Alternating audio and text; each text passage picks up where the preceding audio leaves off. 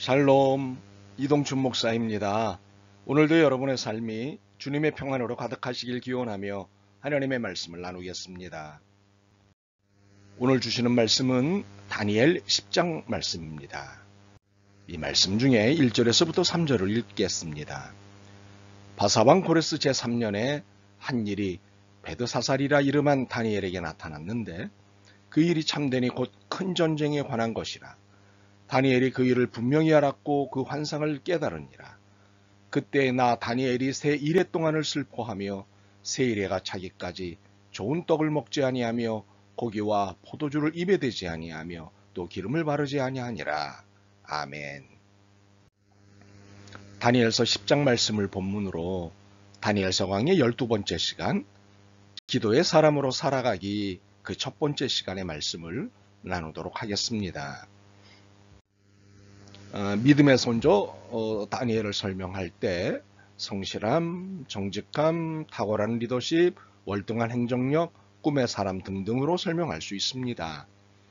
그러나 기도의 사람이었다는 것만큼 그를 잘 설명할 수 있는 것은 없습니다. 그는 어릴 적부터 기도의 사람이었고 늙었을 때도 기도의 사람이었습니다. 위기 때도 기도의 사람이었고 평안할 때도 기도의 사람이었습니다. 정권이 바뀌어도 기도의 사람이었습니다. 그는 한결같이 기도의 사람이었습니다. 오늘의 본문은 그가 기도의 사람이었다는 것을 어느 곳에서보다 분명하게 보여줍니다. 특히 이 기도의 사람이 어떤 자세로 하나님과 대화를 했는지, 기도를 했는지, 그리고 하나님은 어떤 식으로 응답하시는지를 보여줍니다. 특히 응답과 방해라고 하는 영적 긴장감을 배울 수 있습니다. 기도의 사람 다니엘이 본문의 사건을 만난 것은 페르시아 왕 고레스가 왕위에 오른 지 3년 되는 해였습니다. 이는 고레스가 유대인에게 예루살렘과 성전 재건을 위해 귀한 칙령을 내린 지 2년 이상이 지난 때였습니다. 고레스 왕은 이스라엘의 입장에서 참으로 고마운 왕입니다. 70년간의 바벨론 포로 생활에서 해방시켜준 해방자였기 때문입니다. 그러나 그는 하나님의 뜻을 성취하는 도구에 지나지 않았습니다. 역대하 36장 22절을 보면 바사왕 고레스의 마음을 감동시키시며 라고 말씀하고 있습니다. 진정 해방자는 하나님이셨습니다. 고레스의 칙령에 의해 해방된 유대인들은 이제 예루살렘에 가 있었습니다. 그러나 정작 이스라엘의 해방을 위하여 그렇게 오랫동안 간절히 기도했던 다니엘은 갈 수 없었습니다.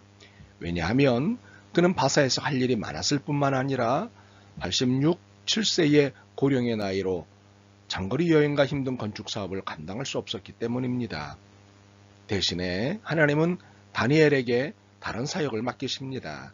그것은 연로한 다니엘에게 종전에 볼 수 없었던 더 큰 환상, 즉 이스라엘이 장차 겪게 될 큰 고통에 관한 것, 세계의 종말과 죽은 자의 부활에 관한 것 등을 보여주시는 것이고 그에 대한 예언자로서의 역할을 하는 것이었습니다.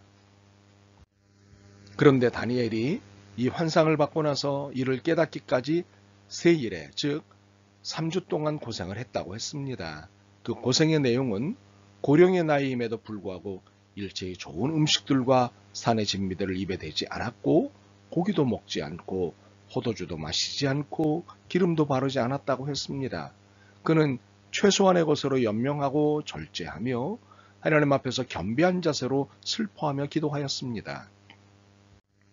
그런데 이처럼 연로한 선지자가 곡기를 줄여가며 왜 3주 동안이나 슬픔에 잠겨 기도했을까요? 우리는 그 이유를 정확히 알 수 없습니다. 그러나 이미 알려진 구약 역사를 통해 짐작할 수는 있습니다. 다니엘은 유대인들의 해방을 위해 70년이라는 세월 동안 기도했습니다. 마침내 그의 기도는 고레스 왕의 조서에 의해 응답되었습니다. 이에 유대인들은 서둘러 고국으로 돌아갔습니다. 그러나 돌아간 사람들은 소수였고 대부분의 유대인들은 고국으로 돌아갈 마음이 없었습니다. 대부분이 바벨론에서 태어났고 또한 바벨론에서 안정된 기반을 잡고 있었기 때문입니다. 그런데 고국으로 돌아간 동포들은 예루살렘 성과 성전을 재건하는 도중에 이를 방해하는 원수들로 인해 힘든 난관에 부딪혀 시리에 빠져 있다는 소식을 들었던 것입니다. 하나님은 다니엘의 기도를 들어주셨지만 예루살렘의 상황은 예레미야를 통해 약속된 것과는 거리가 멀게 느껴졌던 것입니다. 이것이 다니엘을 3주간이나 슬픔에 잠겨 기도하게 했던 것이지요. 그러나 다니엘이 고행을 하며 기도한 또 다른 큰 이유가 있습니다. 그것은 환상의 의미를 깨닫기 위함이었습니다. 이는 12절에 내가 이 일을 깨달으려고 하나님 앞에서 스스로 겸손하여지기로 결심한 그 첫날부터 라는 말씀에서 그 근거를 찾을 수 있습니다. 다니엘은 큰 전쟁에 관한 환상을 보고 그 환상의 의미를 깨닫기를 원했습니다. 그래서 그는 건강을 돌보는 것에 관심을 두기보다는 환상의 영적 의미를 알고자 하는 소원을 가졌던 것이지요. 하나님은 이런 거룩한 소원을 가진 그에게 하나님의 영적 비밀을 계시해 주셨던 것입니다. 더욱이 메시아이신 예수 그리스도를 뵙는 축복까지도 누리게 되었던 것입니다. 이것은 하나님에 대해 알고자 하는 모든 사람에게 동일하게 주시는 은혜입니다. 하나님 자신, 하나님의 관여하시는 모든 역사, 하나님이 주신 계시의 말씀 등은 이를 간절히 알고자 하는 사람들에게만 그 의미가 깨달아진다는 사실입니다.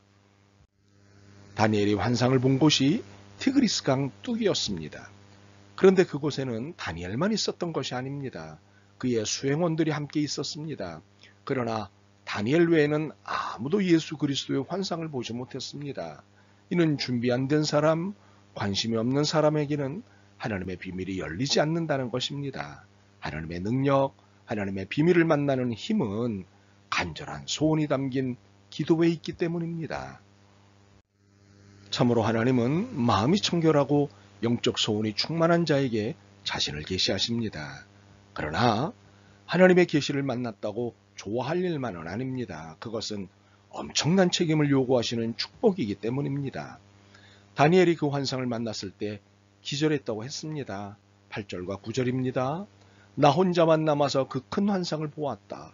그때 나는 힘이 빠지고 얼굴이 죽은 것처럼 변하였으며 힘을 쓸 수가 없었다. 나는 그가 말하는 소리를 들었는데 그의 말소리를 들었을 때에 나는 정신을 잃고 땅에 쓰러졌다. 하나님의 영광은 참으로 엄청나십니다. 때때로 사람들은 하나님을 보여주면 믿겠다며 하나님에 대하여 불경스러운 말을 합니다. 그러나 그들은 하나님을 보면 그 영광의 광채에 너무 충격을 받아 심장마비를 일으켜 죽고 말 것입니다. 진리의 말씀을 조차 하나님 앞에서 의롭고 성실하게 산 의인이었던 다니엘인데도 인자 앞에 섰을 때 마치 죽은 자가 되었는데 하물며 우리 같은 평범한 사람들은 어떠하겠습니까? 인간은 본래 죄인이어서 스스로 거룩한 하나님 앞에 감히 나아갈 수 없습니다. 그래서 반드시 중보자 되신 예수님이 필요한 것입니다. 10절입니다. 그런데 갑자기 한 손이 나를 어루만지며 떨리는 손과 무릎을 일으켰다. 그래서 우리의 기도는 반드시 예수 그리스도의 이름으로 기도하는 것입니다. 하나님께 가는 모든 것은 예수 그리스도를 통해서만 갈 수 있습니다. 성령님으로 직접 갈 수 있는 것이 아닙니다. 성령님은 우리의 애쓰는 기도를 도우시는 분이십니다. 그리고 그 기도가 하나님께 상달되도록 그리스도께 인도하시는 분이십니다. 그러므로 예수 그리스도를 통하지 않고는 하나님과 우리 사이에 중재가 이루어질 수 없습니다. 기절한 다니엘을 일으켜주신 분이 그리스도이시듯 우리의 연약한 손과 무릎을 일으켜주시는 분도 그리스도이십니다. 절망과 죽음의 순간에서 우리가 살 길은 하나입니다. 그것은 다니엘의 심정으로 기도하는 것입니다. 그가 진실로 하나님께 매달렸을 때 길이 보였고 살 수가 있었습니다. 죽기를 각오드리는 기도에는 역사가 일어납니다. 우리 모두가 다니엘서 10장에서 깨달은 바 기도의 능력을 얻게 되고 기도의 사람이 되기를 소원합니다. 기도는 하나님의 비밀을 보는 열쇠이자 모든 삶의 길입니다. 아멘. 주님, 기도의 의미, 기도의 능력을 알면서도 기도에 게을렀던 저희를 용서하옵소서. 이제 깨달은 바대로 쉬지 않고 기도하는 기도의 사람이 되게 하옵소서. 절망과 좌절 중에 있는 분들을 섬기는 기도되게 하옵소서. 예수 그리스도의 이름으로 기도드립니다. 아멘. 오늘도 여러분의 믿음과 삶을 응원합니다. 사랑합니다.